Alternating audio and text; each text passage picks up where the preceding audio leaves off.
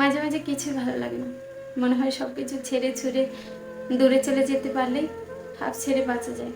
কোথায় যাব, কার কাছে যাব তা জানা নেই। তবে শুধু মনে হয় দূরে কোথাও চলে যায়। ভীষণ কান্না পায়, বুক ভারী হয়ে আসে, কেমন যেন দম বন্ধ লাগে সব কিছুতে। জীবনের ভার বইতে পারা এত সহজ না। জীবনের ভার বইতে বইতে মানুষ নুয়ে পড়ে, ক্লান্ত হয়ে পড়ে।